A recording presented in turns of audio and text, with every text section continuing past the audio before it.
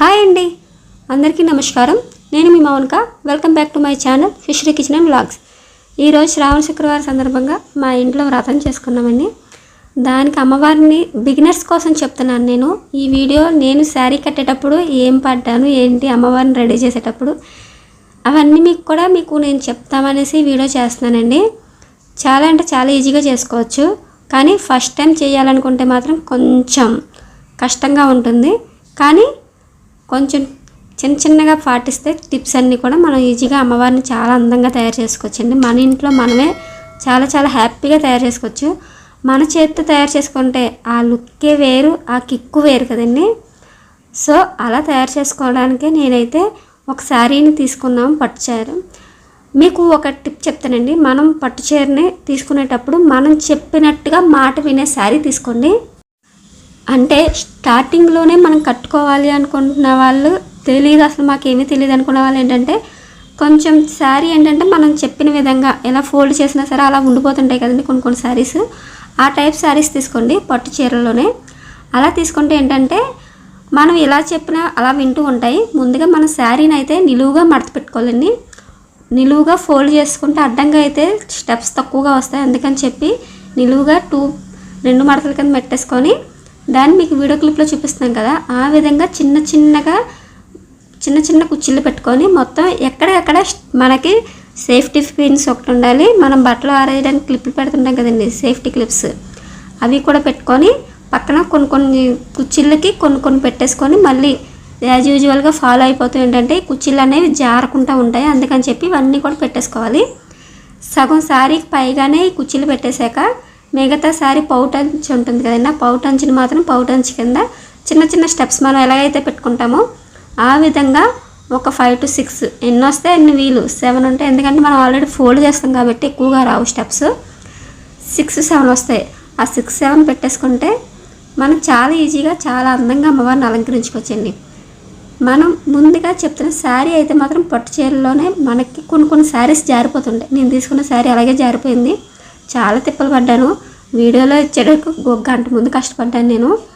ఇప్పుడంటే చాలా ఈజీగా ఒక 10 minutesలో చెప్పేస్తున్నాం. కానీ శారీ కట్టడానికి అయితే నాకు చాలా టైం పట్టింది. ఎందుకంటే శారీ జారిపోయి మధ్యలో ఒక్కొక్క కుర్చీ పడిపోయేది. ఎక్కడ ఊడిపోతుందో ఏంటో అర్థం అవ్వక మళ్ళీ పట్టుకొని మళ్ళీ పెట్టి అప్పుడు సేఫ్టీ పిన్స్ క్లిప్స్ ఎక్కడికెక్కడ నేను కొన్ని స్టెప్స్ పెట్టి మన చేతికి ఎక్కడి వరకు అయితే పడుతున్నాయో ఇంకా మన చేయి పట్టదు అనుకున్న అక్కడికి ఒక క్లిప్ పెట్టేసుకొని వాటిని పక్కన పెట్టండి. మళ్ళీ సేమ్ అక్కడి నుంచే మళ్ళీ మడత పెట్టుకుంటూ చిన్నగా మడత పెట్టుకుంటూ వస్తే మనకు చాలా ఈజీగా అయిపోతుందండి. పౌటంచి కూడా సేమ్ పిన్నులు పెట్టేసుకొని అదంతా కూడా శారీ అంతా మనం సెట్ చేసేసుకుంటే చాలా ఈజీగా అయిపోతుంది. ఇప్పుడు నాకు శారీ అయితే అయ్యింది.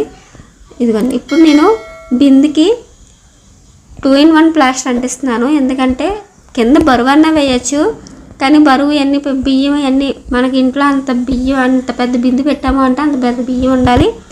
అవసరం లేదు బియ్యం అయితే. నేనైతే 2-in-1 ప్లాస్టర్ అంటించేసి దానిపైన ఇంకో బిందు పెట్టాను, దానిపైన ఇంకో చెంబు కూడా పెట్టాను. మొత్తం 3 బిందులు పెట్టాను. అదిగోండి, అలా సేఫ్టీ మొత్తం 2-in-1 ప్లాస్టర్ అంటించేసి దానిపైన కూడా అంటించాను. మనం ఈ పురికాస్ ఎలా కట్టాలంటే లోపల నుంచి కట్టాలి. అంటే మనం కుర్చీలు ఎలా అయితే దోపుకుంటున్నాం లోపలికి, ఆ విధంగా పురికాస్ అనేది లోపల నుంచి చీర పైకి కనిపించకూడదు, శారీ కిందకే రావాలి. మనం ఈ పురికాస్ కట్టడమేనండి మెయిన్. మనం ఇది ఎంత బాగా కట్టుకుంటే కుర్చీలు అనేవి అంత బిందుకి మనం పెట్టే చుట్టూరు వస్తుంది. అమ్మవారి చీర కూడా చాలా నిండుగా ఉంటుంది.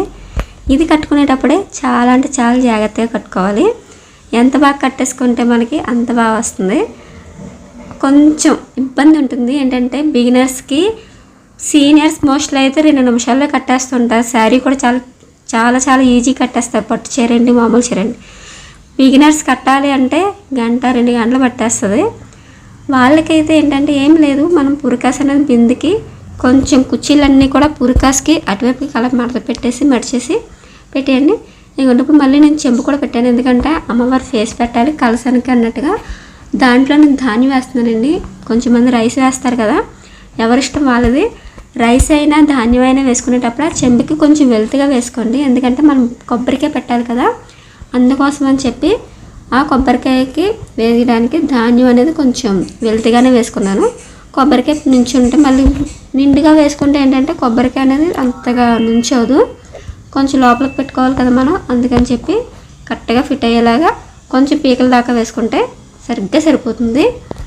నేనైతే అలా సెట్ చేశాను. ఇదంతా మీకు సైడ్ నుంచి చూపిస్తున్నాను కాబట్టి మీకు ఇలా ఉంది. మొత్తం శారీ అంతా సెట్ చేసి మీకు మొత్తం వీడియో అంతా చూపిస్తున్నాను చూడండి. లెంత్ ఎక్కువైనా సరే, ఎందుకంటే బిగినర్స్ కొంచెం నేర్చుకుంటారు, నేను ఇబ్బంది పడ్డాను కాబట్టి చెప్తున్నాను. అమ్మవారికి వరలక్ష్మి అమ్మవారిని ఎంత బాగా రెడీ చేసుకుంటే అంత అందంగా ఉంటుంది కదండి తల్లి. ఆ తల్లికి మనం ఎంత అలంకరించుకుంటే అంత బాగుంటుంది. మనం కుర్చీలన్నీ కూడా విడదీసుకొని పెట్టేసుకొని ఆ కుర్చీలకి పైట్ చెంగుని కొంచెం మనం పౌటం చేస్తున్నాం కదా, దానికి దీనికి సెట్ చేస్తేనే మన చీర అంతా కూడా చుట్టూరు అమ్మవారికి నిండుగా వస్తుందండి. మొత్తం మనం సర్దే విధానాన్ని బట్టే చీర అంతా కూడా చూసారు కదా, మీకు ఇందాకడికి ఇప్పటికీ వేరియేషన్ తెలుస్తుంది కదా. మొత్తం చీర అంటే మన చుట్టూరు నిండుగా, అదిగోండి మీకు ఎక్కడైనా బిందెని కనిపిస్తుందా, మొత్తం మనం అడ్జస్ట్ చేసేసుకొని ఈ చీర అంతా కూడా మనం కలిపేసుకొని కట్టేస్తే చాలా అంటే చాలా బాగా వచ్చేస్తుంది. ఆ చీర అలా కట్టడానికి మనం కొంచెం కష్టపడితే వచ్చేస్తుందండి. మీకు అందుకే చెప్తున్నాను, కొంచెం మన మాట వినే చీర తీసుకుంటే చాలా ఈజీగా కట్టేసుకోవచ్చండి చీర. మీరు సీనియర్ మోస్ట్లో అయితే ఇంక చెప్పాల్సిన పని లేదు. ఇంకా అమ్మవారిని కింద పెట్టాం కదా మనం, పీట పెట్టి ముగ్గు వేసేసుకున్న తర్వాత కొంచెం నేనైతే అరిటాకు వేసి 5 గుప్పులు ధాన్యం వేశాను. మీరు బియ్యం అయినా సరే 5 గుప్పులు వేసుకొని బిందె పెట్టేసుకోండి. అమ్మవారిని అక్కడ నుంచో పెట్టేయండి, ప్రతిష్ఠించేస్తే అమ్మవారి స్థాపన కలశ స్థాపన అయిపోతుందండి అమ్మవారికి. అక్కడ ఏంటంటే కొంచెం ఉడకంటే ఒక పిన్ పెట్టేసుకుంటే మనకి శారీ అనేది చాలా అందంగా కనిపిస్తుంది. ఎక్కడికక్కడ మనం పిన్స్ అయితే పెట్టాలండి, కొన్ని పిన్నిస్లు ఎక్కువగానే పడతాయి. ఆ పిన్లన్నీ పెట్టేసుకొని అమ్మవారిని మేకప్ చేసుకోవడమేనండి. ఇంక ఈ శారీ కట్టడం అయిపోయిందంటే ఇంకా మన దగ్గర ఉన్న ఆభరణాలు, పూలదండలు ఇవన్నీ కూడా అమ్మవారి మెడలో వేసుకొని మన శక్తి కొలది మన ఇష్టానుసారం మీకు ఎలా అలంకరించుకోవాలి అని అనిపిస్తే అలా అమ్మవారిని అలంకరించండి. మనం ఎంత అందంగా అలంకరిస్తే అంత బాగుంటుంది తల్లి. ఏమీ లేకుండా కూడా అమ్మవారికి పెట్టినా అమ్మవారు నిండుగానే ఉంటుంది, మన ఇంట్లోకి వచ్చి కూర్చుండేలాగే ఉంటుంది అమ్మవారు, అంత అందంగా వస్తుంది. ఏమీ లేవు మా దగ్గర ఎలాగా అనేవి ఆలోచించద్దండి, మన శక్తి కొలది చేసుకుంటేనే వరలక్ష్మి అమ్మవారికి ఈ సంవత్సరాల్లో మనం ఎలా అయితే చేస్తామో నెక్స్ట్ ఇయర్కి ఇంకొంచెం బెటర్గానే చేస్తామండి.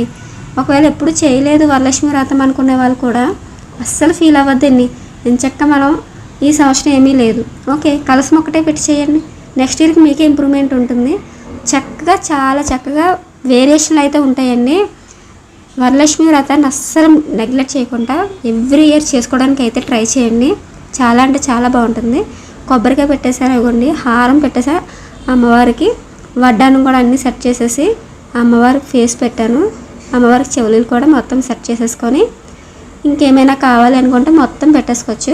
నేను చిన్ని ముక్కు పొడుకు కూడా అమ్మవారికి పెట్టేసాం.